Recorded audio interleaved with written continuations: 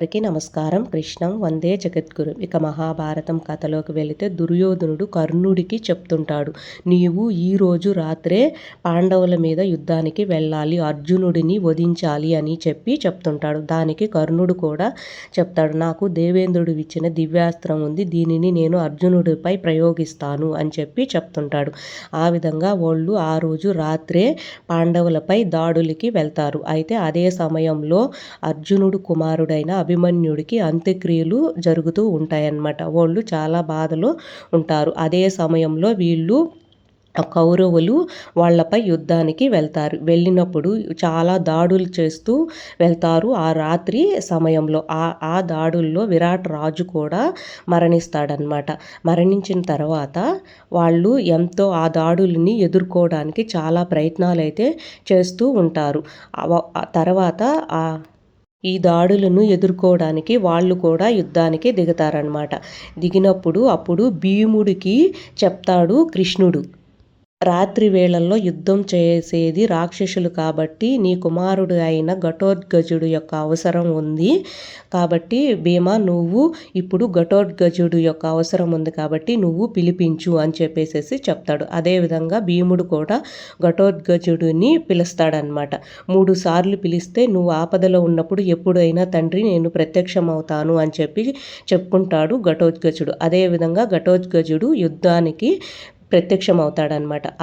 అప్పుడు ఆ సమయంలో అక్కడికి వస్తాడు. వచ్చిన తర్వాత ఆ రోజు యుద్ధం అంతా కూడా ఆ రాత్రి అంతా ఆల్మోస్ట్ ఘటోత్కచుడే చేస్తుంటాడు. కౌరవుల యొక్క సైన్యాన్ని అయితే ధ్వంసం చేస్తూ ఉంటాడు. అయితే కర్ణుడు మాత్రం దేవేంద్రుడు ఇచ్చినటువంటి దివ్య అస్త్రాన్ని అర్జునుడిపై ప్రయోగించడానికి ప్రయత్నిస్తూ ఉంటాడనమాట. ప్రయత్నించినప్పుడు అదే సమయంలో ఘటోత్కచుడు మాత్రం కౌరవుల యొక్క సైన్యాన్ని ధ్వంసం చేస్తూ నాశనం చేస్తూ ఉంటాడనమాట. పెద్ద ఆకారమయ్యి చాలా సైన్యాన్ని మొత్తం ధ్వంసం చేస్తాడు.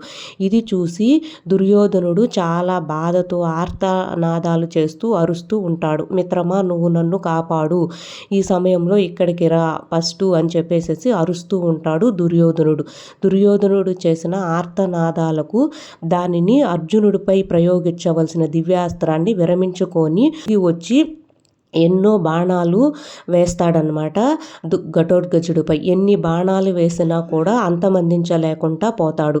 చాలా శక్తిగా ఉండి యుద్ధం చేస్తూ ఉంటాడు ఘటోత్కచుడిని నియంత్రించడానికి ఇంకా దేవేంద్రుడు ఇచ్చినటువంటి ఈ దివ్యాస్త్రాన్ని ప్రయోగించాలి అని దుర్యోధనుడు కర్ణుడికి చెప్తాడు. ఈ విధంగా కర్ణుడు దేవేంద్రుడు ఇచ్చిన దివ్యాస్త్రాన్ని ఘటోత్కచుడిపై ప్రయత్నించవలసి వస్తుందన్నమాట. ఈ విధంగా అర్జునుడిని ఏమో తప్పించేసేసి ఘటోత్కచుడిపై ప్రయోగిస్తాడు. ఈ విధంగా ఘటోత్కచుడిపై ప్రయత్నించడం వల్ల అక్కడికక్కడికే చనిపోతాడు ఘటోత్కచుడు, అది దేవేంద్రుడు ఇచ్చిన దివ్యాస్త్రాన్ని ప్రయోగించడం వల్ల.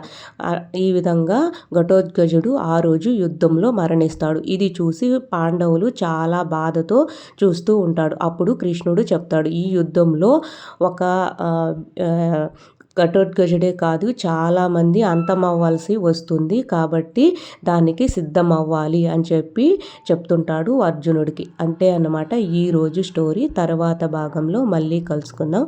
అందరికీ బాయ్. Thank you.